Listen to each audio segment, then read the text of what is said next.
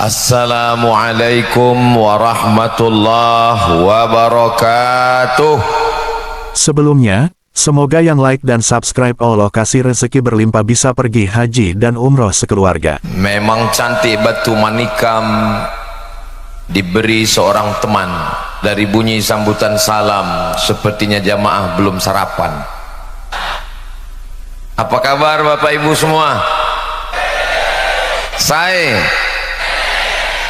alhamdulillahi rabbil alamin. Allahumma salli ala sayyidina Muhammad wa ala alihi wa sahbihi wa barik wa sallim. Laisa minna, tidak diakui sebagai umat kami, kata Nabi Muhammad sallallahu alaihi wasallam, man lam yarham saghirana, tidak sayang kepada anak-anak, walam ya'rif syarafa kabirina, tidak hormat kepada orang tua. Semua anak-anakku, adik-adik, para santri, mudah-mudahan selalu dijaga Allah istiqomah iman dan Islam.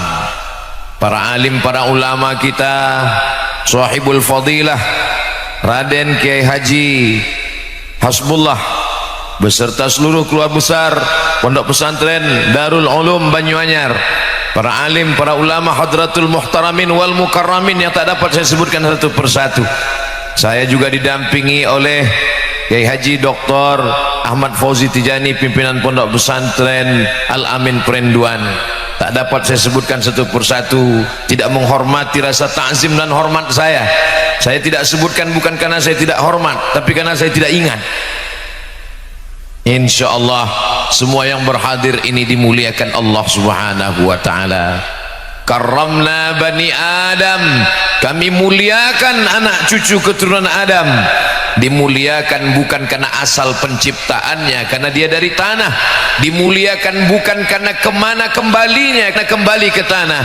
Dimuliakan karena la ilaha illallah Muhammadur Rasulullah sallallahu alaihi wasallam. Saya diminta berbicara tentang peradaban. Biasanya judul kajian diminta tentang takwa, enggak kelihatan takwanya. Diminta tentang ikhlas, ikhlasnya tersembunyi dalam hati. Tapi hari ini diminta tentang peradaban, tertulis di sebelah kiri, peradaban.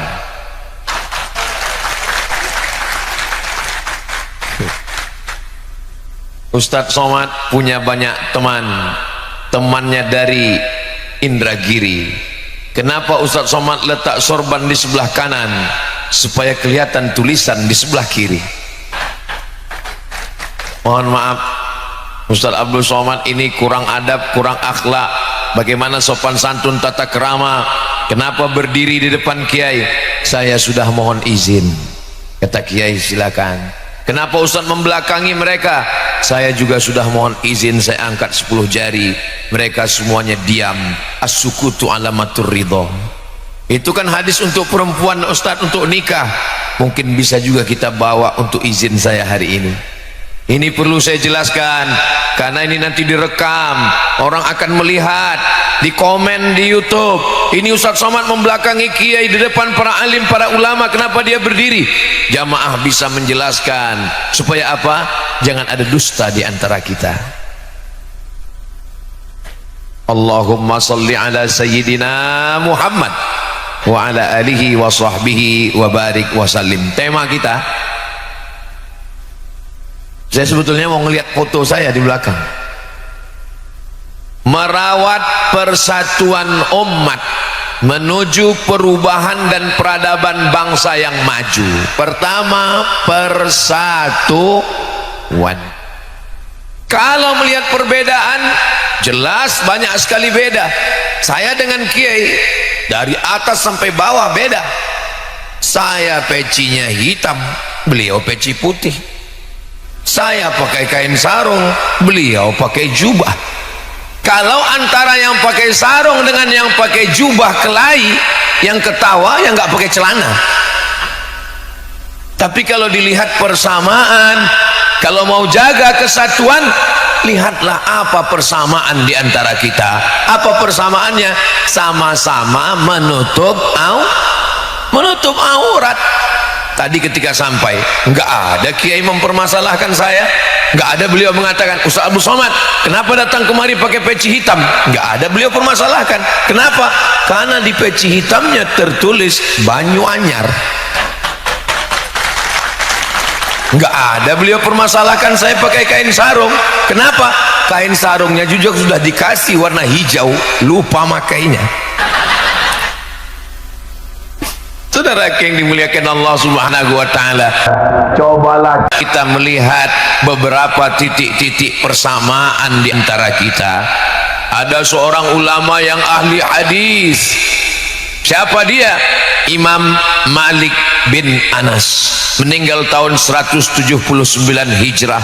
Makamnya di pemakaman Baqi di samping Masjid Nabawi. Panjang umur, sehat badan, kita akan berziarah ke makam Imam Malik bin Anas dalam acara Umroh Akbar insyaallah. Ongkos tanggung masing-masing. Imam Malik bin Anas adalah ahli hadis. Katabtu kitabi hadza, saya menulis kitab ini. Wa aradtu ala sab'ina min fuqaha'il Madinah, saya sudah mempresentasikan kitab hadis ini kepada 70 ulama ahli hadis di kota Madinah. Kulluhum wata'uni, semua mereka setuju dengan isinya. Fasammaituhu muwatta'a, maka saya sebut kitab ini dengan kitab hadis muwatta'. 14 riwayat hadis muwatta. Salah satunya diriwayatkan oleh Imam Muhammad bin Idris Asy-Syafi'i, tapi riwayat yang kita baca masyhur hari ini adalah riwayat yang begitu masyhur dibaca oleh para ulama terakhir kali. Itulah dia yang sampai ke kita, kitab hadis tertua, lebih tua daripada Sahih Al-Bukhari 256, lebih tua daripada Sahih Muslim 261, karena Imam Malik bin Anas 179. Mudah-mudahan anak-anak kita termasuk para ahli hadis yang membaca, mengajarkan, mengamalkan hadis Rasulullah sallallahu alaihi wasallam. Tapi di sana ada ahlur ra'yi yang lebih rasional. Bukan berarti mereka meninggalkan hadis Rasulullah, mereka juga pakai hadis. Dia adalah Imam Abu Hanifah. Imam Abu Hanifah meninggal tahun 150 Hijrah di Kufah di Irak. Yang satu ahlul hadis, yang satu ahlul ra'i, berdebat mereka tentang masalah hukum. Yang memperhatikan adalah ulama hadis, ulama fikih dari kota Kairo, dari Mesir. Beliau adalah Imam Al-Laits Ibnu Sa'ad. Selesai terjebak, perdebatan terjadi, Imam Laits bin Sa'ad datang kepada Imam Malik. Wahai Malik, ya, apa pendapat engkau tentang Abu Hanifah? Kata Imam Malik, saya belum pernah melihat orang yang cerdas akalnya melebihi Abu Hanifah. Imam Laits bin Sa'ad datang menemui Imam Malik. Begitu pujiannya kepada Imam Abu Hanifah. Imam Laits bin Sa'ad datang menemui Imam Abu Hanifah. Wahai Hanafi, wahai Abu Hanifah, ya, apa pendapatmu tentang Malik? Apa kata Imam Abu Hanifah? Belum pernah saya bertemu dengan orang yang hafal hadisnya, istinbat ahkamnya melebihi kehebatan Imam Malik. Mereka saling membesarkan, saling memuji. Kenapa? Karena mereka sama-sama ahlus sunnah wal jamaah. Hari ini kita bertemu, saling mengecilkan, mengkerdilkan, menjatuhkan. Kenal dengan Ustaz Abdul Somad? Siapa itu? Gak kenal, bukan apa-apa. Memang saya bukan apa-apa, bukan siapa-siapa. Abdul Somad hanyalah seorang hamba Allah yang ingin menyampaikan ayat-ayat Allah, hadis-hadis Rasulullah. Mudah-mudahan kita selalu diberikan kebaikan dunia dan akhirat, insyaallah. Amin ya rabbal. Kalau Tuhan pergi ke Mekah, jangan lupa membawa teman. Sudah lama Abdul Somad tausiah, hari ini dihadiri Spiderman. Mana maksud itu ada Spiderman di sana? Hebatnya kajian kita. Pagi-pagi, bukan hari libur, di hari kerja, ibu-ibu masih menyempatkan datang membawa anak-anak. Anaknya nangis, dibelikan balon. Balonnya lepas, belikan satu lagi. Tujuannya untuk apa? Supaya anak-anak ini mengenal pondok pesantren, tidak asing dengan ulama, tidak kaget dengan pendidikan agama. Mudah-mudahan mereka yang dibawa hadir mendapatkan keberkahan dari para alim, dari para muassis, dari para kiai. Tentu tempat ini penuh dengan keberkahan. Dari mana Ustaz tahu tempat ini berkah? 1780, sekarang sudah 2024, 3 abad lamanya. Dari satu generasi ke generasi sampai 6 generasi tetap bertahan. Kitab kuning, akidah Ahlus Sunnah wal Jamaah, bermazhab fikih Ahlus Sunnah wal Jamaah, Imam Abul Hasan Al-Asy'ari, Muhammad bin Idris Asy-Syafi'i, berakhlakul karimah. Berapa banyak lembaga-lembaga yang terputus, tapi ini tetap bertahan. Tempat yang penuh dengan keberkahan untuk para alim, para ulama, para kiai yang sudah mendahului kita, mereka yang bersusah payah, bersimbah darah untuk menegakkan agama Allah.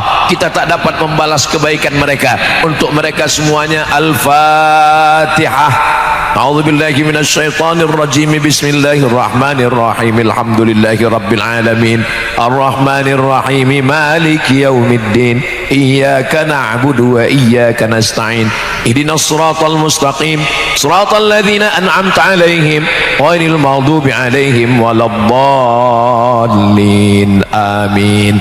Mudah-mudahan dengan kita ajak santri anak kita membacakan Al-Fatihah, maka nanti kita pun juga kalau mati sudah menghadap Allah, anak-anak kita, santri kita pun tidak melupakan kita dan akan mengirimkan Al-Fatihah dan doa untuk kita semua, insyaallah. Amin.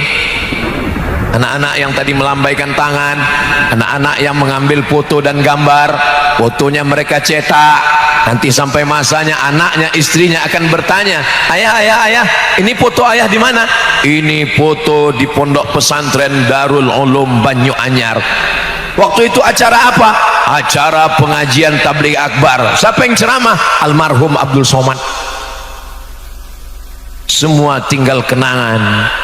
Pada akhirnya kehidupan manusia hanya tinggal sepotong kenangan, maka tinggalkanlah kenangan-kenangan yang baik untuk diingat. Adapun yang tidak baik, uzkuru mahasina mautakum, orang-orang yang sudah meninggal sebutlah kebaikan-kebaikannya. Mudah-mudahan yang kita tinggalkan semuanya kebaikan, insyaallah.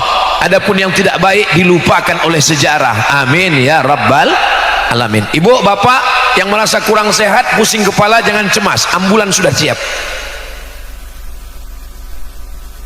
Imam Ahmad bin Hanbal, Imam Hambali, imam mazhab yang keempat, itu tidak meyakini subuh itu ada kunutnya. Maka Imam Ahmad bin Hanbal tidak berkunut. Sedangkan Imam Muhammad bin Idris Asy-Syafi'i, Imam Syafi'i meyakini sholat subuh ada kunutnya. Disahihkan, dinyatakan oleh Imam An-Nawawi dalam kitab Al-Majmu' Syarah Muhadzab. Lalu kemudian datang seseorang bertanya kepada Imam Ahmad bin Hanbal, wahai Imam Ahmad bin Hanbal, ya, saya ikut mazhab kamu, saya subuh tidak pakai kunut. Ya, kata Imam Ahmad bin Hanbal, bagaimana kalau saya berimam, saya jadi makmum, imam saya bermazhab Syafi'i yang subuhnya pakai kunut? Apa kata Imam Ahmad bin Hanbal? Kalau imammu baca kunut, maka engkau aminkan imam, engkau katakan amin. Idza qanatal imamu faqanata, kalau imam berkunut maka makmum pun ikut mengatakan, ucapkan amin. Allahumma hdina fi man hadait, amin, wa afina fi man afait, amin, wa tawallana fi man tawallait, amin, wa barik lana fi ma a'tait, amin, wa qina bi rahmatika syarra ma qadait, amin. Hari ini ada orang yang mengaku mengikut mazhab Imam Ahmad bin Hanbal, Imam Hambali, tapi saya pernah sholat di samping saya, imam baca kunut, dia diam. Allahumma hdina fi man hadait, enggak mau. Imam Ahmad bin Hanbal berbeda dengan Imam Syafi'i. Tapi ketika Imam Ahmad bin Hanbal sebagai murid, Imam Syafi'i sebagai guru, berteman, bersahabat, meninggal Imam Syafi'i. Disebutkan dalam kitab Manaqib Imam Syafi'i. Apa kata Imam Ahmad bin Hanbal? da'autu lisyafi'i fi salati, saya doakan Imam Syafi'i fi salati, dalam salat saya, bukan di luar salat, bukan setelah salat. Fi salati, saya doakan Imam Syafi'i dalam salat saya arba'ina sanah, 40 tahun. Saya tidak minta Bapak Ibu doakan saya 40 tahun, tidak 40 hari, tidak 4 sholat, satu sekali, satu pun jadilah. Dan doanya enggak usah banyak-banyak, satu saja. Doanya apa? Matikan Ustadz Somad dalam husnul khatimah. Dari bunyinya semangat sekali kelihatannya, semangat untuk mendoakan. Kira-kira kalau saya meninggal, Bapak Ibu mau mendoakan saya?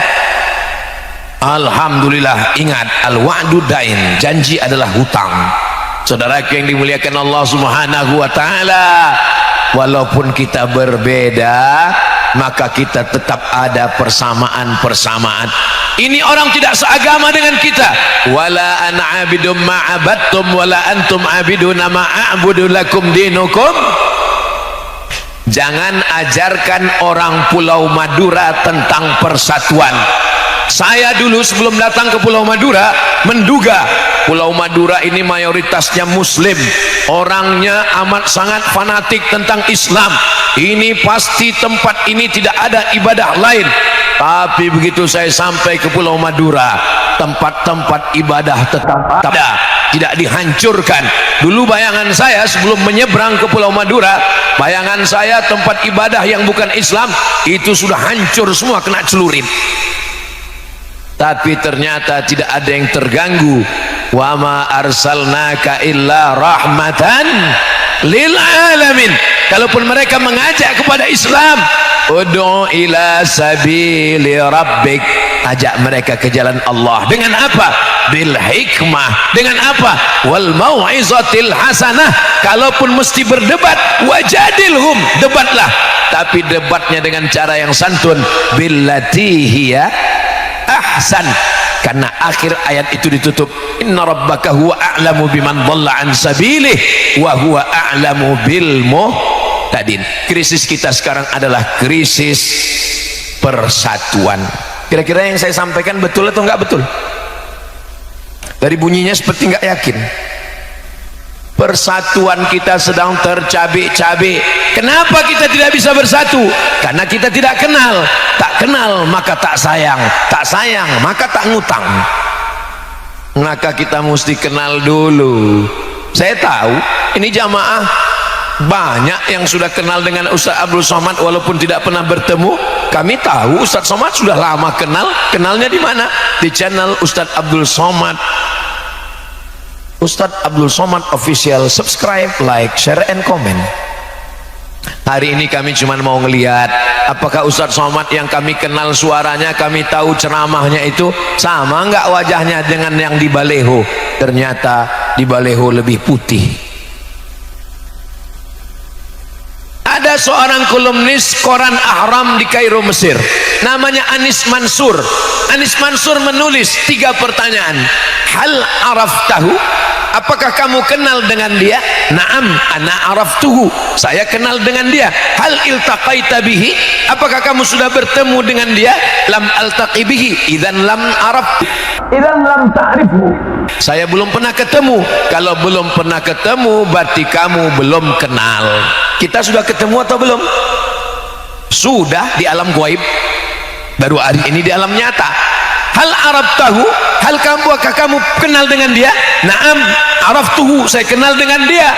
Apakah kamu pernah berjalan sama dengan dia? Belum. Kamu belum kenal dengan orang kalau kamu belum pernah satu perjalanan dengan dia. Ustadz Somad kenal dengan Kiai Haji Ahmad Fauzi Tijani. Pernah seperjalanan dengan dia, ya. Setiap saya datang ke Pulau Madura, 4 hari saya datang. Hari Jumat, hari Sabtu, hari Ahad, hari Senin. Ini tausiah saya yang terakhir. Kalau gitu habis ini Ustaz mati. Habis ini langsung ke airport. Selama 4 hari perjalanan ini, saya melihat bagaimana beliau makan, bagaimana beliau minum, bagaimana beliau sholat, bagaimana beliau lelah, bagaimana beliau mengantuk, bagaimana beliau letih, dan bagaimana beliau saat kehilangan sendal.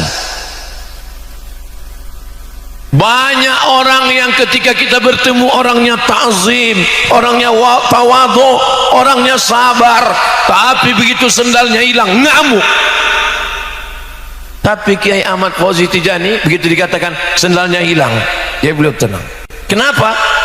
Mungkin beliau merasa bahwa sendal itu sudah masuk surga duluan. Seperti sendalnya Bilal bin Rabah. Apa kata Nabi sallallahu alaihi wasallam? "Ta'al ya Bilal." Sini sebentar Bilal. Ada apa ya Rasulullah? Sami'tu daffan 'alaika baina yadayya fil jannah.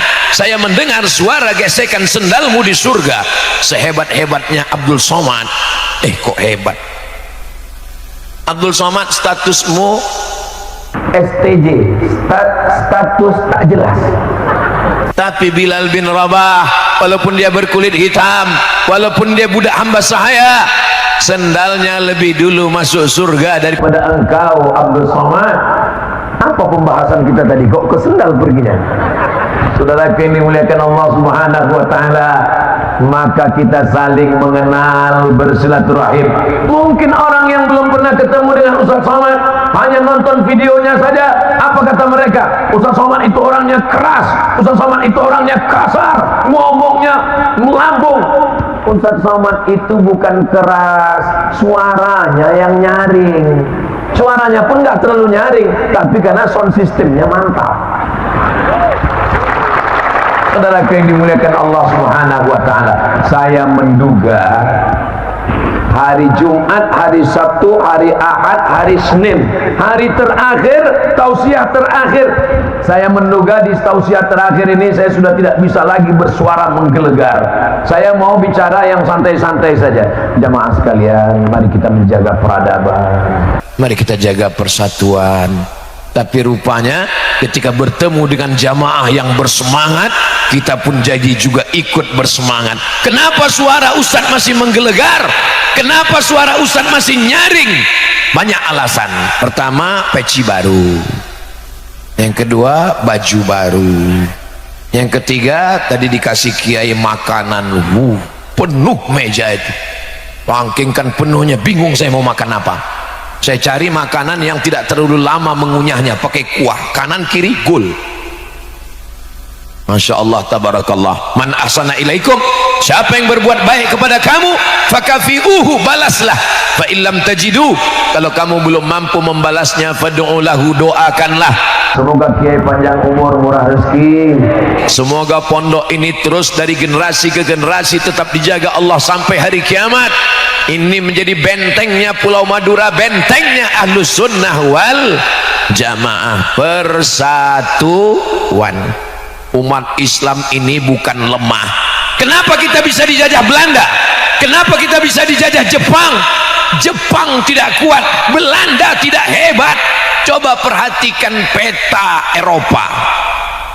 Dari Maroko, Mesir, Libya, Tunisia, Aljazair, Maroko. Selesai Maroko, nyebrang Samudra Atlantik, Jesiras. Dari Jesiras masuk ke Spanyol, Portugis, Portugal. Ustadz, Portugis dengan Portugal dua negara, satu negara. Apa bedanya? Portugis orangnya, Portugal negaranya. Portugal itu nama negara, bukan persatuan orang tua gatal. Portugal negaranya, Portugis orangnya. Negaranya kecil-kecil. Spanyol, Portugis, Portugal, Perancis, Jerman, Inggris, ada pulaunya dikit. Belanda kecil sebesar upil. Tapi kenapa bisa menjajah kita? Bukan karena mereka kuat, bukan karena mereka hebat, tapi kenapa? Karena kita mau diadu domba. Jangan mau diadu domba, karena yang mau diadu cuma kita, bukan domba. Maka kita diingatkan Allah Subhanahu wa taala, khalaqakum min nafsin wahidatin wa khalaqa minha zawjaha wa batha minhuma rijalan katsiran wa nisaa. Diciptakan Allah dari Adam dan Hawa. Cuman satu manusia, Adam, dan Hawa diciptakan dari tulang rusuknya. Setelah itu kita pun bertebaran di atas muka bumi Allah Subhanahu wa taala. Ustaz Somad dari Pulau Sumatera, jauh di sana. Dari Pulau Sumatera naik pesawat dari Pekanbaru ke Pulau Jawa, Cengkareng, Jakarta. Dari Jakarta naik pesawat lagi ke Surabaya. 2,5 jam baru sampai. Kalau naik kapal laut berapa lama? Tapi orang Pulau Madura tidak pernah mempermasalahkan Abdul Somad. Jangan datang Abdul Somad, kamu orang Sumatera. Enggak. Jangan datang Abdul Somad, kamu orang Melayu. Bukan. Mereka melihat persamaan. Abdul Somad sama-sama Negara Kesatuan Republik Indonesia. Abdul Somad sama-sama La ilaha illallah Muhammadun sallallahu alaihi wasallam. Ketika umat ini diadu domba, berpecah belah, akhirnya ulama-ulama lah yang menyatukan kita. Dulu orang selalu mengatakan negara ini negara demokrasi. Betul, tidak salah. Yang menyatukan kita adalah pahlawan-pahlawan nasional. Betul. Tapi baca sejarah, siapa yang pertama menyatukan kita? Yang terpecah belah dengan mazhab fikihnya, dengan mazhab akidahnya, dengan suku-sukunya. Kita bersatu 1912, 1905, 1926, 1928, jauh sebelum Sumpah Pemuda. 1905 Sarekat Islam yang terdiri dari orang-orang yang bersama dalam satu akidah, dalam satu ibadah, dalam satu Allah. Tuhannya satu, qul huwallahu ahad, nabinya satu, Muhammadur Rasulullah, kiblatnya satu, fawalli wajhaka syatral masjidil. Berbangsa satu, bangsa Indonesia. Bertanah air satu, tanah air Indonesia. Berbahasa satu, bahasa Indonesia. Itu 1928 guys. 1905 Sarekat Islam. 1912 Kiai Haji Ahmad Dahlan Muhammadiyah. 1926 Nahdlatul Ulama Mbah Hasyim Asy'ari. 1928 Persatuan Tarbiyah Islamiyah Syekh Sulaiman Ar-Rasuli di Bukit Tinggi, murid dari Syekh Ahmad Khatib Minangkabau. 1928 saudara-saudara kita yang satu bangsa satu tanah air barulah menyatakan Sumpah Pemuda. 1930 Al-Jam'iyatul Wasliyah, wasal menyambungkan, wasal menghubungkan. Karena terpecah belahnya umat, maka para ulama berkumpul di Medan Sumatera Utara meminta fatwa kepada Syekh Muhammad Yunus. Wahai Syekh Muhammad Yunus, apa yang layak untuk mempersatukan kita? Kita sudah tercabik-cabik, kita terpecah belah. Satukan, menyatukan dalam bingkai persatuan Al-Jam'iyatul Wasliyah. Semuanya ini dipersatukan oleh para ulama. Jadi kalau ada hari ini yang dikatakan ulama tapi malah memperpecah belah kita, maka sesungguhnya mari kita kembali kepada tuntunan Al-Quran dan sunnah Rasulullah sallallahu alaihi wasallam. Tapi nggak bisa sekedar tablik akbar, nggak selesai masalah ini dengan ceramah, dengan khutbah. Solusinya adalah kembali ke pondok pesantren. Saya tausiah di masjid, saya lihat ada bapak-bapak pakai cincin emas. Terus saya tanya, itu cincin bapak emas? Iya Pak Ustadz. Kenapa bapak pakai cincin emas? Karena Allah menyuruh dalam Al-Quran. Hah? Lama saya mikir, berarti piknik saya kurang jauh ini. Mazhab apa ini ya? Kalau boleh tahu Pak ayatnya? Khudhu zinatakum inda kulli masjid. Khudhu, ambillah, pakailah zinatakum, perhiasan kamu, inda kulli masjid. Kalau kamu mau ke masjid, pakailah perhiasan. Inilah perhiasan yang paling bagus. Lama saya terdiam. Ini lama-lama orang yang waras ragu dengan kewarasannya. Ada sahabat kita, dia pergi ke rumah sakit jiwa. Begitu masuk pintu gerbang, ketemu orang gila.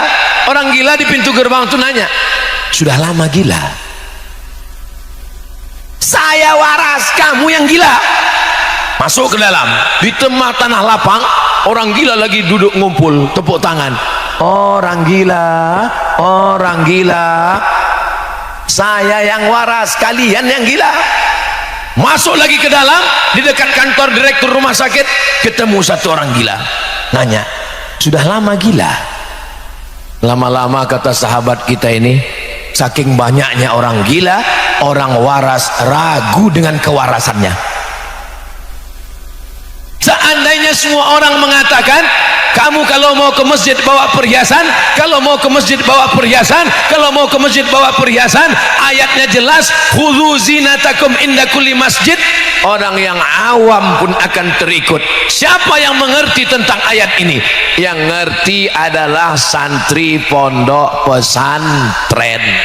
Daftarkan anak Anda ke pondok pesantren Darul Ulum sebelum tanggal penutupan berikut ini. Ingat, kuota terbatas.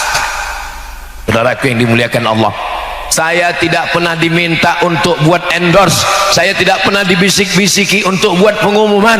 Lalu kenapa Ustadz ngomong begini?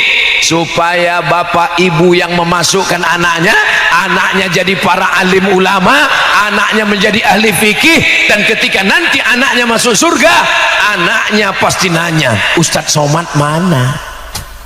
Disitulah saya mendapatkan syafaat dari santri-santri alumni pesantren Darul Ulum Banyuanyar, insyaallah. Amin ya rabbal. Masuk surga itu nggak sendirian, Pak. Masuk surga itu berjamaah, ramai-ramai. Mana ayatnya masuk surga ramai-ramai? Jelas-jelas dalam Al-Quran datang ngadap Allah sendiri.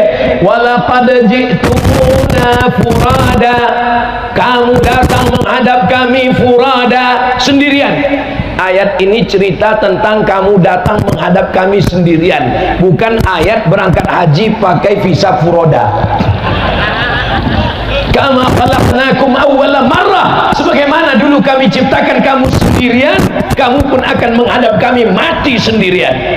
Betul, tapi saat masuk surga kita berjamaah.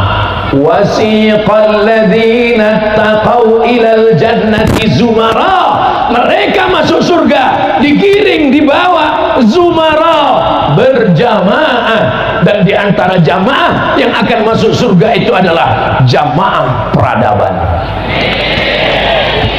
Tentu yang masuk lebih dulu yang punya seragam. Jamaah peradaban berangkat. Yang masuk, yang pakai seragam dulu, masuk. Ustadz Somad masuk, of course. Itulah maka pentingnya kita selalu bersama dengan orang-orang soleh, bukan somad. Tadi saya mulai tausiah jam 8:30. Sekarang sudah jam 9 lewat 10. Ternyata sudah 40 menit saya berdiri, anak kecil 2 orang yang di depan tidak bergeming sedikit pun. Di tempat lain saya dari tadi memang ngitung nih sampai berapa menit mereka bertahan 2 orang pengawal Ahlus Sunnah wal Jamaah. Di tempat lain saya tausiah baru kultum 15 menit bapaknya udah nguap, apalagi anaknya. Tapi hari ini tolong adik kameramen ambil gambar mereka sebelum mereka berdiri pulang ke ibunya. Mohon maaf ya Bu, ini anak diancam atau sukarela? Saudaraku yang dimuliakan Allah Subhanahu wa Ta'ala, kalau anak-anaknya saja tahan mendengar ceramah, apalagi bapak ibunya. Betul? Memangnya Ustadz Somad nggak pernah diundang acara ceramah untuk anak-anak? Pernah. Pengalaman yang paling menggetarkan hati. Assalamualaikum Ustadz Somad. Waalaikumsalam. Bisa datang menyampaikan tausiah di sekolah kami? Siap. Simatupang, siang malam tunggu panggilan. Saya datang. Begitu saya datang, saya sangka yang mau diceramahi wali santri, wali murid, anak TK semua. Kata protokol berikut ini, mari kita dengarkan tausiah yang akan disampaikan oleh Profesor Dr. Abdul Somad LCMA. Enggak ada satupun anak itu yang peduli, semuanya kikik. Dalam hati saya, habis harga diriku hari ini. Saya pun menjaga wibawa saya pura-pura seakan-akan tidak terjadi apa-apa. Assalamualaikum warahmatullahi wabarakatuh. Mereka tetap juga nggak peduli. Saya buka dengan muqaddimah, alhamdulillahi wa kafa, wassalatu wassalamu ala al-habibil mujtaba wa ala alihi wa ashabihi al-sidqi wal wafa, subhanaka la ilma lana. Mereka tetap nggak memperhatikan. Sampai akhirnya ini kalau saya lanjutkan dua kemungkinan, kalau nggak saya stres, mereka stres. Akhirnya saya panggil pawangnya, kepala sekolah, mohon bantu saya Bu, bisa ibu tolong saya? Kalau nggak bisa tolong saya pulang ini. Datang kepala sekolah naik ke atas pentas, lalu dia senyum ke anak-anak, anak-anak sekalian, tepuk anak soleh, jangan ribut, lihat Ustadz lagi cemas.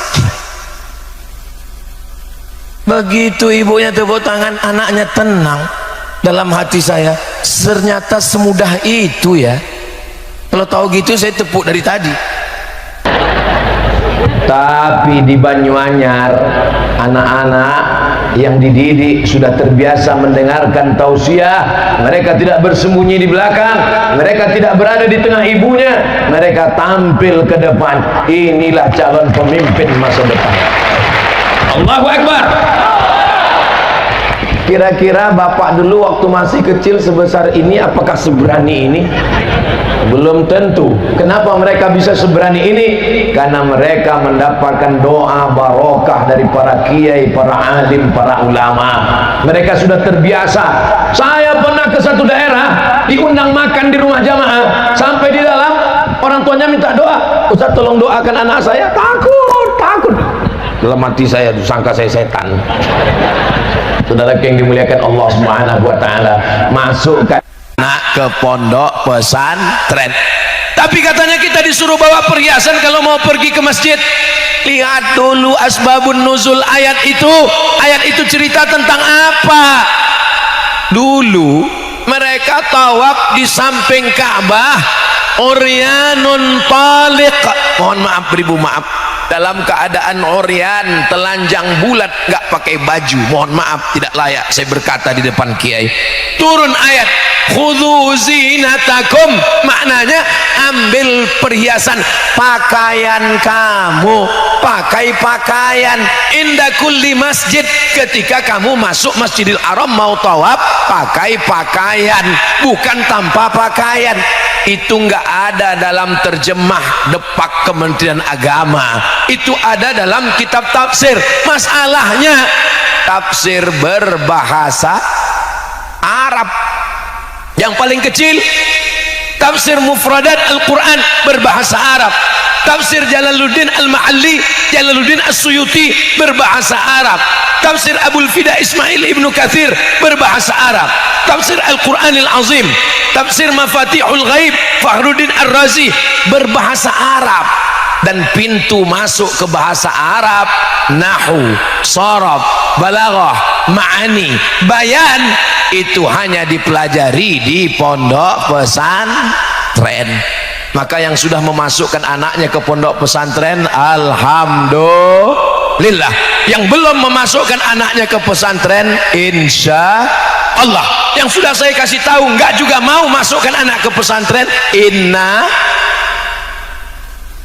kok innalillah Pak Ustadz ya.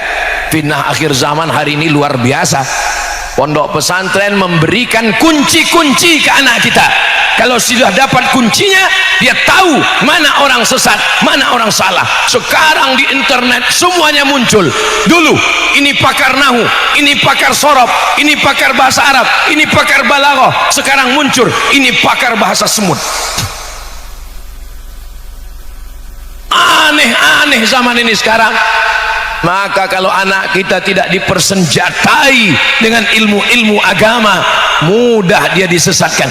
La yadurrukum man dhalla idza tadaitum. Kalau kamu dapat hidayah, kalau kamu dapat ilmu, satu dunia menyesatkan kamu, kamu tidak akan bisa sesat. Ihdinas siratal mustaqim, siratal ladzina an'amta alaihim minan nabiyyin wassiddiqin wasyuhada wassalihin. Bagian yang pertama, persatuan. Setelah kita bisa bersatu, berikutnya perubahan. Mesti ada perubahan. Contohnya yang sudah berubah itu siapa? Abdul Somad. Tadi pecinya merah, sekarang hitam. Tadi bajunya putih polos, sekarang sudah ada hijau-hijaunya. Mesti ada perubahan. Alhamdulillah Pak Ustadz, itu suami saya sejak dengar ceramah pengajian Ustadz Somad sudah ada perubahan Pak Ustadz. Dulu nggak sholat, sekarang sudah sholat. Sholat apa Bu? Idul Adha, karena mau ngambil kupon daging kurban. Alhamdulillah Ustadz Somad, istri saya dulu orangnya pelit, bakhil, medit, kedekut, kikir. Sekarang sudah dermawan. Dulu kalau ada kotak sedekah depan 2.000, sekarang sudah berubah Ustadz. Berapa? 2.500. Allah rahasiakan, tidak ada yang tahu siapa dapat haji mabrur. Allah rahasiakan, tidak ada yang tahu siapa dapat sholat wusta. Allah rahasiakan, tidak ada yang tahu siapa dapat Lailatul Qadar. Allah rahasiakan, tidak ada yang tahu siapa dapat taubat nasuha. Kenapa Allah rahasiakan? Supaya kita tetap khauf, takut, cemas, tapi kita tetap berharap. Bainal khauf war raja, takut dan cemas, dan senantiasa berharap. Mudah-mudahan kita mendapatkan haji mabrur, mudah-mudahan mendapatkan Lailatul Qadar, mudah-mudahan mendapatkan taubat nasuha, mudah-mudahan mendapatkan husnul khatimah. Terus apa tanda orang dapat haji mabrur? Apa tanda orang dapat husnul khatimah? Apa tanda orang dapat? Tandanya salah satunya adalah ada perubahan. Ustadz, katanya kalau kita pulang haji itu ada perubahan Pak Ustadz. Gimana perubahannya? Wajah putih bercahaya. Itu bukan haji mabrur, skincare. Wajah Cina, tangan Afrika. Saudaraku yang dimuliakan Allah Subhanahu wa taala, perubahan bukan dalam bentuk fisik, perubahan dalam bentuk perubahan gaya. Kamu kenapa sekarang cuma duduk-duduk di masjid? Kenapa tidak bisnis? Saya ini dulu Pak Ustadz preman, saya riba, saya zina, saya makan haram. Sekarang setelah saya tobat, saya sudah berubah Pak Ustadz. Perubahannya gimana? Saya cuma nunggu malaikat maut tiba.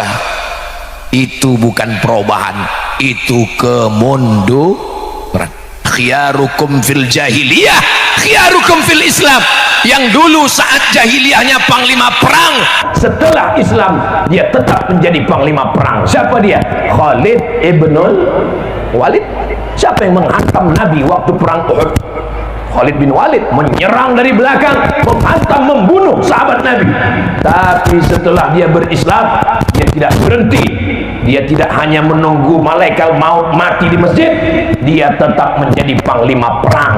Yang dulu sebelum taubatnya adalah perampok, penjahat. Setelah dia taubat, dia tetap merampok. Tapi yang dirampoknya adalah perbuatan mungkar. Tangannya menghantam kemungkaran. Dulu orang tidak berani baca Quran dengan suara keras. Kenapa? Karena takut ditangkap Abu Jahal, Abu Lahab. Kapan orang berani baca Quran dengan suara lantang? Setelah seorang yang pemenang gulat, juara bertahan, dia adalah Umar ibnul Khattab. Setelah Umar bin Khattab masuk Islam, orang berani baca Quran dengan suara lantang. A'udzubillahi minasyaitonir rajim. Bismillahirrahmanirrahim. Jadi kalau sekarang ada orang baca Quran suaranya nggak kedengaran, itu berarti Umar bin Khattab belum masuk Islam. Kenapa berani baca Quran? Karena karena juara petarung bertahan sudah bersyahadat asyhadu an la ilaha illallah wa asyhadu anna muhammadan rasulullah. Preman-preman yang bertato, yang dulu jahat, masuk dalam dakwah, masuk Islam, hijrah, bertaubat nasuha. Tapi tolong dakwah bukan berarti diam terhadap kemungkaran. Kalau agamamu dihina, kalau ulamamu dihina, engkau diam, ganti bajumu dengan kain kafan. Bukan hadis Nabi, dapat saya di grup WhatsApp. Saudara yang dimuliakan Allah Subhanahu wa taala, jadi dalam hal kemungkaran memang ada ustadz yang mengajak kepada mari sholat, mari zikir, mari puasa. Itu namanya ustadz spesialis amar ma'ruf.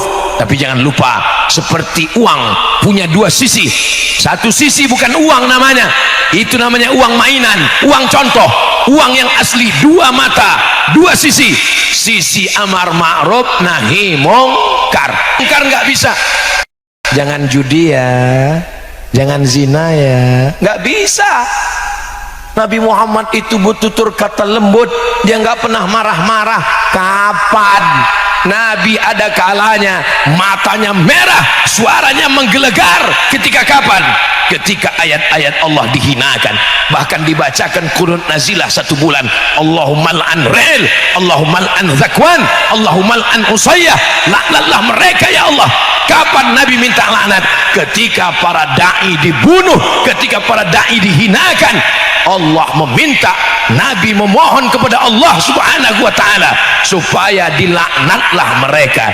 Sekarang banyak orang mengambil sisi kelembutan kebaikan, dipotongnya sisi tegas dalam kemungkaran. Mudah-mudahan santri-santri kita ada masanya lembut dan ada masanya tegas. Asyidda'u 'alal kuffar ruhama'u bainahum. Perubahan kita adalah perubahan ke dalam kebaikan. Kita pun ziarah ke depan makam Sayyidus Syuhada Hamzah bin Abdul Muttalib. Assalamu alayka ya Sayyidas Syuhada, assalamu alayka ya sahiba Rasulillah, assalamu alayka ya amma Rasulillah sallallahu alaihi wasallam. Bagaimana kematian Hamzah? Telinganya digunting, hidungnya dipotong, jantungnya dibelah. Yang membunuh itu adalah Wahsy. Wahsy budak sahaya berkulit hitam. Dia ambil hirbah tombak, dia tusukkan ke tengkuk Hamzah. Summa hazzaztuhu, saya goncang hingga menembus baina fakhidaihi, antara dua paha Hamzah. Begitulah kejamnya Wahsy. Tahun 3 Hijrah, hari berganti, musim berubah. Tahun 4, tahun 5, tahun 6, tahun 7, tahun 8. Setelah 8 Hijrah, Nabi datang ke kota Makkah Al-Mukarramah membawa 10.000 pasukan. Panglima perangnya Sa'ad bin Ubadah. Apa kata Sa'ad bin Ubadah? Hadza yaumul malhamah, ini hari balas dendam.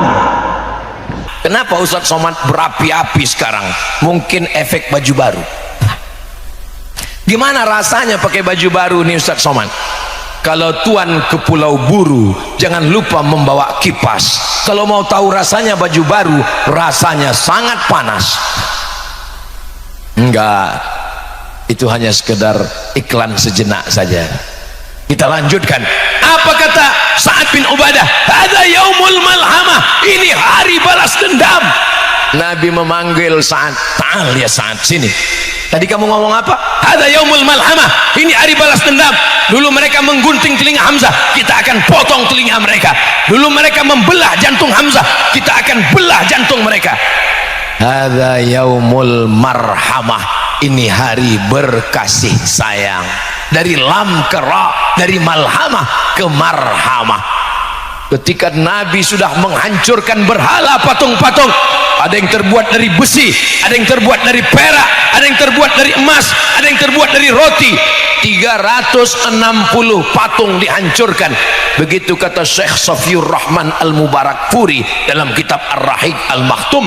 Selesai itu Nabi berdiri, ya ahla Makkah, ma tarawna anni fa'ilum bikum. Wahai penduduk Makkah, menurut kalian apa yang akan aku lakukan terhadap kalian? Apa kata orang Makkah? Akhun karim wa ibnu akhin karim. Engkau saudara kami ya Muhammad, ayahmu saudara kami ya Muhammad. Ternyata kalau kita sudah menang semua jadi saudara, besti. Akhun karim wa ibnu akhin karim. Apa kata Nabi sallallahu alaihi wasallam? Idhabu wa antumut tulaqa. Pergilah kamu semua, kamu bebas. Tidak ada telinga yang dipotong, tidak ada hidungnya digunting, tidak ada jantung yang dibelah, semuanya bebas. Turunlah ayat idza jaa nasrullah wal fath wa ra'aitan nasa yadkhuluna fi dinillahi afwaja. Berbondong-bondong mereka masuk Islam, bukan karena tombak Rasulullah, bukan karena pedang Rasulullah. Mereka masuk Islam berubah 180 derajat karena maaf dari Rasulullah sallallahu alaihi wasallam. Mana Wahsy? Mana Wahsy yang dulu menggunting telinga Hamzah? Mana Wahsy yang dulu menusukkan tombaknya? Ternyata Wahsy lari ke Taif, takut telinganya dipotong Rasulullah SAW, lari ke Taif. Tapi bukan berarti nanti bapak ibu yang umroh pergi ke Taif itu ikut Wahsy, bukan. Taif jalan-jalan bagus, nggak apa-apa, dingin suasananya, indah. Wahsy pergi ke Taif 19 hari Rasulullah di kota Makkah Al-Mukarramah. Setelah itu Nabi pergi, Wahsy dengar kabar, oh Muhammad SAW sudah pergi. Wahsy pulang, Wahsy ke Mekah. Dia lihat tidak ada orang Mekah yang telinganya digunting, ternyata ada ibu-ibu di belakang. Masya Allah, yang di depan masih masuk akal, mereka mau melihat wajah Ustaz Somad, yang di belakang tengkuk Ustaz Somad. Mudah-mudahan yang di depan, yang di belakang, yang di kanan, yang di kiri semuanya masuk surga insyaallah. Wahsy pulang ke kota Makkah, ternyata tidak terjadi apa-apa. Wahsy mengejar Nabi ke Madinah. Sampai di Madinah dia bertemu dengan Rasulullah sallallahu alaihi wasallam. Nabi bertanya, anta Wahsy? Kamu Wahsy? Naam ya Rasulullah. Qatalta Hamzah? Kamu yang sudah membunuh paman saya Hamzah? Iya ya Rasulullah. Nabi hanya menepuk dada Wahsy supaya kuat iman dan Islamnya. Nabi tidak menggunting telinga Wahsy. Nabi hanya berkata, aghib wajhaka anni, tolong palingkan wajahmu dariku wahai Habsyi. Wahsy pun lalu kemudian pergi, tapi Wahsy tetap merasa berdosa. Tanganku membunuh orang paling baik Hamzah, tanganku berdarah, ini tangan mesti dibersihkan. Sampai akhirnya dia dapat kesempatan untuk membersihkan tangannya. Dia berubah, tapi perubahannya bukan menjadi lemah, lesu, letoy, lunglai. Dia tetap bertenaga, dia tetap berjihad. Sampai akhirnya kesempatan membersihkan tangan itu datang. Seorang nabi palsu bernama Musailamah Al-Kadzab di Yamamah. Pada masa pemerintahan Abu Bakar Siddiq, Rasulullah sudah meninggal menghadap Allah Subhanahu wa taala. Ada nabi palsu membuat surat palsu. Wal fil wa ma adraka mal fil lahu dhailun tawil. Dia buat surat yang mirip dengan Al-Quran, tapi maknanya nggak ada sama sekali. Wal fil, demi gajah. Wa ma adraka mal fil, tahukah kamu apa gajah itu? Lahu dhailun tawil, ekornya panjang. Apa itu? Tapi masih lumayan bisa dipahami. Ini sekarang ada bahasa nggak ngerti sama sekali.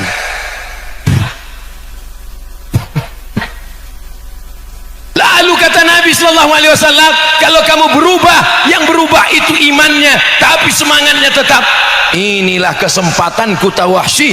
Maka yang menghabisi nyawa Musailamah Al-Kadzab adalah Wahsy. Setelah dia menghantam si kafir ini, maka bersihlah tangannya. Jadi perubahan itu maknanya bukan hanya berubah pakaian, bukan hanya berubah aksesoris, bukan hanya berubah penampilan, tapi perubahan yang mendasar adalah perubahan sikap. Yang dulunya membenci dakwah sekarang menolong dakwah, yang dulunya membenci kiai sekarang mensupport dakwah kiai, yang dulu membenci pondok pesantren sekarang menolong pondok pesantren. Siap bantu pesantren, siap jaga Pulau Madura, siap jaga umat. Takbir. Ini makin lama makin panas suasananya. makin berapi-api. Saudaraku yang dimuliakan Allah Subhanahu wa taala, pertama persatuan, setelah persatuan barulah terwujud perubahan, setelah perubahan yang terakhir adalah peradaban. Peradaban itu apa? Peradaban itu adalah bangunan. Kalau peradaban itu bangunan, maka bapak peradaban adalah Fir'aun, karena dia membangun piramid. Kalau peradaban itu adalah kekuasaan, maka yang paling lama berkuasa adalah Namrus, 400 tahun. Saking lamanya berkuasa, pertanyaan Namrus kepada rakyatnya, ailahun ghairi, apakah ada Tuhan selain saya?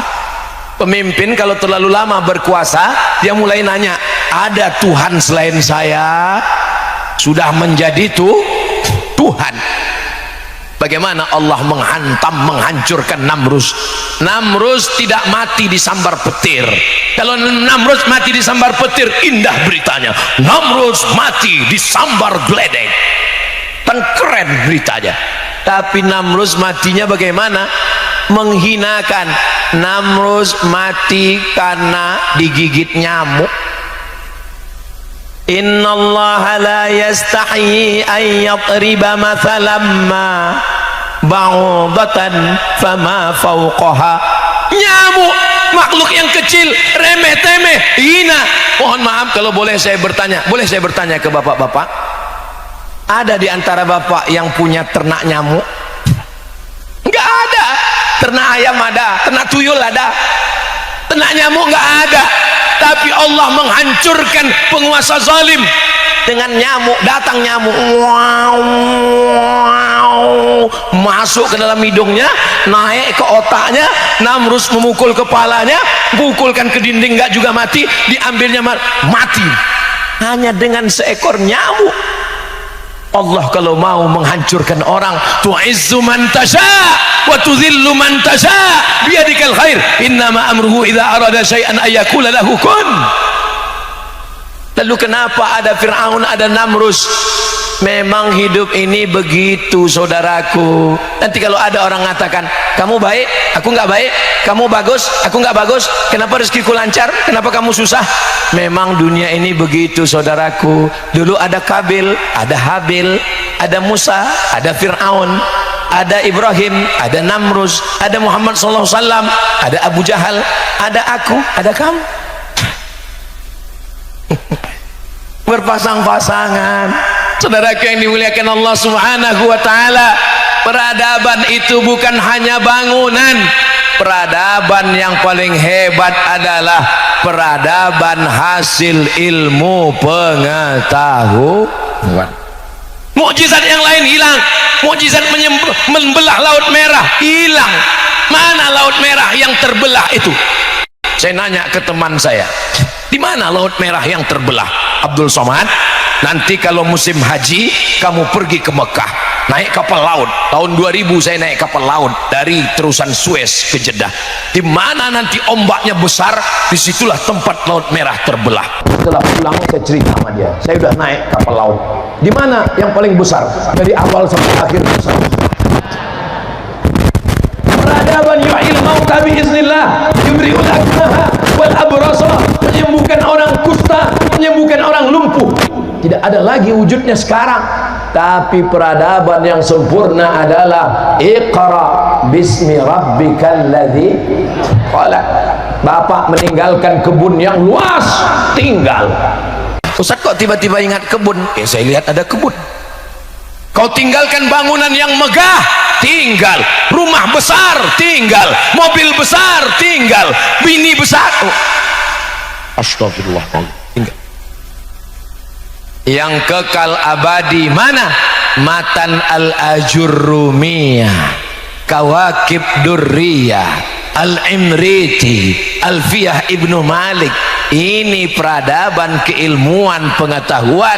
Maka kalau mau kekal abadi, tinggalkanlah peradaban ilmu yang tidak akan lekang karena panas, tak akan lapuk karena hujan.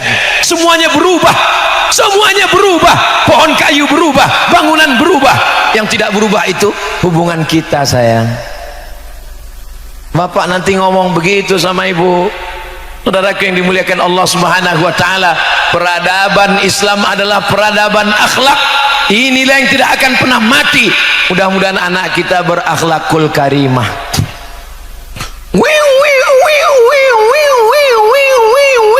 Zaman saya kecil dulu kalau ada suara wew itu orang mati. Zaman sekarang di Pulau Madura ada wew 3. Yang pertama ambulan, yang kedua pejabat, yang ketiga Ustadz Somad. Ustadz ini muji diri, saya enggak muji diri. Saya ngeliat mobil itu tadi di depan, itu dia mobilnya, udah siap, mesin udah hidup, sebentar lagi kami pulang, langsung ke airport. Ketika mobil masuk mobil, lalu kemudian semua santri berdiri menunduk.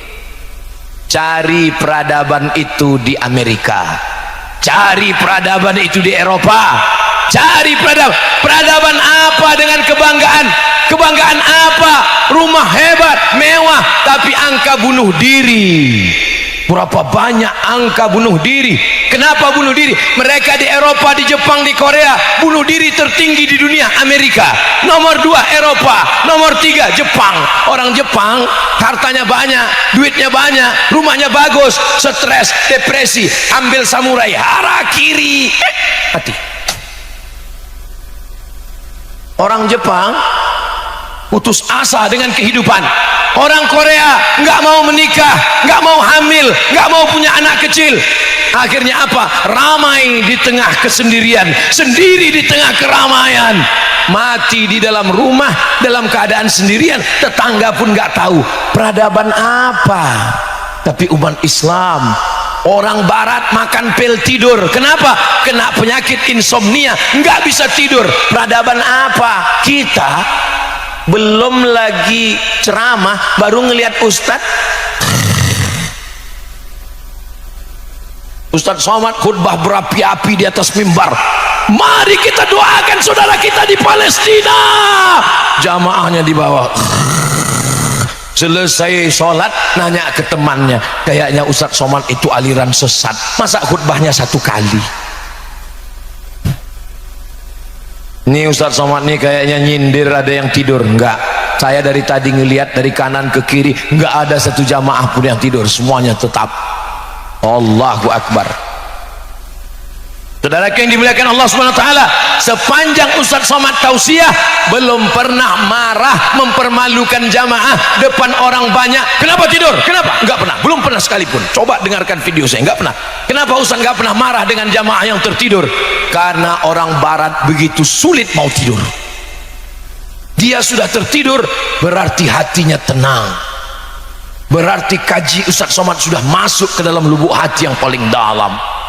Huwallazi anzala sakinata fi qulubil, subhanallah walhamdulillah wala ilaha illallah wallahu akbar wala haula wala quwwata illa billahil aliyil azim. Peradaban apa yang mau kita harapkan dari Eropa? Bertetangga tidak pernah bertegur sapa. Kita orang Islam kenal nggak kenal, hai bro, assalamualaikum ya akhi ya ukhti, kenal sama dia? Enggak. Kenapa kita mengucapkan salam pada orang yang tak kenal? Karena Nabi mengatakan afsus salam. Peradaban apa dari Rusia? Orang Rusia paling heran ngelihat kita. Kenapa? Orang Rusia paling susah senyum. Kita setiap ketemu orang, jangankan orang, angkot aja lewat senyum. Kenapa? Tabassumika fi wajhi akhika shadaqah. Mereka mau mensosialisasikan senyum, susahnya bukan main. Buat lingkaran bulat, ada mata, ada hidung, ada mulut. Keep your smile. Susahnya. Peradaban apa yang kita harapkan dari Eropa? Seorang Yahudi bernama Bernard Lewis. Siapa namanya? Bernard Lewis. Dari namanya Bernard Lewis itu sudah jelas ini orang nggak mandi wajib. Bernard Lewis, apa kata Bernard Lewis? Eropa akan Islam tidak sampai 50 tahun lagi. Allahu Akbar. Bukan karena kita datang bawa pedang, bukan karena kita membunuh ke Eropa. 3 yang menyebabkan Eropa akan bersyahadat. Yang pertama, umat Islam datang beramai-ramai ke Eropa. Orang Tunisia, orang Aljazair, orang Maroko mengisi Spanyol, orang Turki mengisi Jerman, India, Pakistan, Bangladesh mengisi Inggris. Terus umat Islam memenuhi Eropa. Memangnya orang Eropa kemana? Orang Eropa mati karena tidak menikah. Mereka tidak mau nikah. Sebab apa? Menurut mereka menikah buang-buang waktu saja. Sedangkan orang Islam, fankihu ma tabalakum minan nisa'i mathna wa thulatha wa ruba'. Fa in khif, tunggu Bu, jangan marah dulu. Ini cerita kita di Eropa, bukan di Pulau Madura. Fa in khiftum alla ta'dilu fawahidah, only one. Mereka tidak mau punya anak. Sekarang ada gerakan namanya free child, child free, child anak free. Nggak mau punya anak, nikah tapi nggak mau punya anak, nggak mau ribet. Maka dalam Islam diajarkan tazawwajul walud, nikahilah perempuan yang subur, al-wadud, yang penyayang anak. Adik-adik yang belum nikah, nikahi perempuan yang subur. Bagaimana caranya Pak Ustaz? Dites dulu. Jangan ditanya dulu, Dek, kamu anak nomor berapa? Aku anak pertama. Satu keluarga berapa orang? Aku satu-satunya. Mohon maaf, kamu tidak lulus fit and proper test. Ketemu lagi, kamu nomor berapa? Aku nomor 13. Gua banget. Karena kalau dia banyak saudaranya, berarti ibunya subur, berarti dia juga akan subur. Saudaraku yang dimuliakan Allah, inni mukatsirum bikumul umama yaumal qiyamah. Saya, kata Nabi yang paling bangga pada hari kiamat, karena umatnya paling banyak adalah umat Nabi Muhammad sallallahu alaihi. Kenapa mereka hancur? Gedungnya sudah berdiri tinggi, menara Eiffelnya, menara Romanya. Kenapa Eropa hancur? Karena mereka tidak punya keturunan, habis musnah. Nanti Bapak Ibu kalau ke Pekanbaru, ada namanya Masjid Agung An-Nur. Di samping Masjid Agung An-Nur itu dulu banyak pohon korma, tapi nggak ada yang berbuah. Akhirnya dipanggil satu profesor bidang kolma dari Thailand, namanya Profesor Kola. Profesor Kola diperintahkan untuk melihat kebun-kebun kurma. Kenapa kurma tidak berbuah? Akhirnya dia tersenyum. Kenapa Prof? Kenapa kurma nggak berbuah? Karena kurma ini jantan semua. Itu menunjukkan Eropa akan binasa karena jantan semua. Apa maksudnya? LGBT. Walaupun LGBT itu bunyi kalimatnya muannas. LGBT, LGBT, LGBTunna. Jangan tulis LGBT, nanti kena ban langsung. Maka caranya tulis, karena itu punya mereka. Jangan tulis Israel, nanti kena ban, kena hapus, kena take down. Jadi tulis apa? Israel. Jangan tulis LGBT, jadi tulis apa? LGBTkum. Saudaraku yang dimuliakan Allah Subhanahu wa taala, mereka akan musnah bukan dengan peperangan. Itulah janji Rasulullah sallallahu alaihi wasallam, la tuftahannal Qastantiniyah, kamu akan menguasai Rum. Sampai masanya berkumandanglah azan di atas menara Eiffel, Allahu akbar, Allahu akbar. Mudah-mudahan itu adalah santri-santri kita insyaallah. Amin ya rabbal alamin. Siapa yang tausiah di pesantren Darul Ulum Baju Anyar tadi? Ustadz Abdul Somad. Apa yang dia sampaikan? Ada 3. Apa yang 3 itu? Aku gak ingat. Yang pertama persatuan, yang kedua perubahan, yang ketiga peradaban. Bagi yang tidak ingat, bisa ditonton ulang di channel Ustadz Abdul Somad Official. Subscribe, like, share, and comment. Itulah yang dapat Al-Fakir sampaikan. Mohon maaf atas segala kesilapan dan kekhilafan. Tadi dimulai jam setengah 10, jam setengah 9, sekarang jam 10 kurang 15.